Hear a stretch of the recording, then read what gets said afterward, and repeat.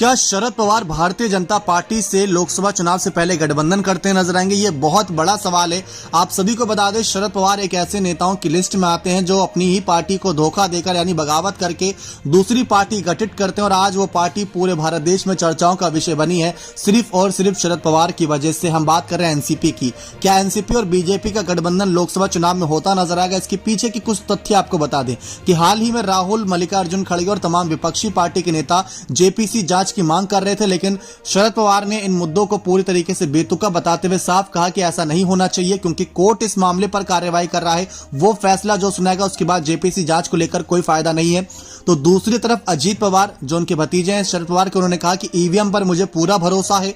तो ये बदले बदले सुर जिसको लेकर विपक्ष एक बड़ा मुद्दा बना रहा था। राहुल गांधी का सबसे बड़ा मुद्दा ही अडानी था, सबसे बड़ा मुद्दा ही जेपीसी जांच था और मल्लिकार्जुन खड़गे अपने हर दूसरे बयान में जेपीसी जांच को लेकर मांग कर रहे थे, लेकिन अचानक से उनके तेवर बदल गए। इसको लेकर कई सारे सवालात अब जनता के बीच खड़े हैं।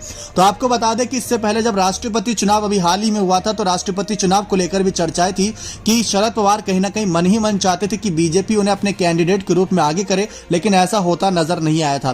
प्रधानमंत्री नरेंद्र मोदी और शरद पवार की नजदीकियां किसी से छिपी भी नहीं है। तो शरद पवार बहुत सोच समझकर, बहुत तालमेल के तरीके से बोलते नजर आते हैं। महाराष्ट्र की सत्ता में भी अगर देखें तो उन्होंने भले ही बीजेपी के खिलाफ जाकर उद्धव ठाकरे और कांग्रेस का समर्थन लेकर महाविकास आघाड़ी सरकार को जन्म दिया, लेकिन अब महाराष्ट्र में शिंदे फडणवीस की सरकार है यानी बीजेपी की। तो लोकसभा चुनाव से पहले यहां पर बड़ा खेल वहां पर भी कर सकती है। लगातार शरद पवार की एक ही मांग है कि विपक्ष को एकजुट हो जाना चाहिए, एकजुटता का संदेश देना चाहिए, लेकिन विपक्ष बिखरा बिखरा नजर आ रहा है। ममता और कहीं ना कहीं केसीआर, अखिलेश, केजरीवाल तीसरे मोर्चे की तैयारी में है, तो शरद कांग्रेस क्या ही कर लेंगे अकेले। तो उन्होंने साफ कहा कि बीजेपी को नजरअंदाज नहीं करना चाहिए।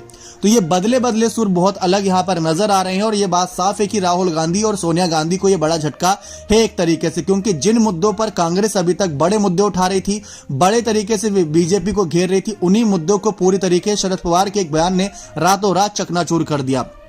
तो एक तरीके से गठबंधन हो भी ना तो भी बीजेपी का ही समर्थन एक तरीके से मान लिया जाए, लेकिन अगर आधिकारिक तौर पर अनाउंसमेंट हो जाए कि गठबंधन होगा तो उससे बहुत बड़ा फायदा लोकसभा सीटों में होता नजर आएगा महाराष्ट्र की 48 सीटों को लेकर, क्योंकि हाल ही में एक सर्वे आया था जिसमें दावा किया गया था कि 48 सीटों में से करीब 38 से 40 सीटें महाविकास आघाड़ी सरकार लेकर जा सकती है। लेकिन अगर शरद पवार बीजेपी के खेमे में आ जाते हैं, यहां पर गठबंधन हो जाता है एनडीए के साथ, तो बहुत बड़ा खेला यहां पर होता नजर आएगा उन सीटों को लेकर भी, क्योंकि सबसे बड़े चाणक्य तो शरद पवार ही कहे जाते हैं। तो प्रधानमंत्री नरेंद्र मोदी से इनकी नजदीकियां भी बनी रही और दोस्ती यारी भी हर कोई जानता है, लेकिन जिस तरीके से गठबंधन को लेकर मुद्दा उठाए, देखते हैं इस मुद्दे पर किस तरीके से आने वाले वक्त में और तमाम सवालों के जवाब मिलते नजर आएंगे। लेकिन क्या आपको कोई ऐसा आसार लग रहा है कि शरद पवार बीजेपी के साथ गठबंधन करेंगे? तो अपनी राय कमेंट सेक्शन में जोड़ दीजिएगा। बहुत बहुत धन्यवाद।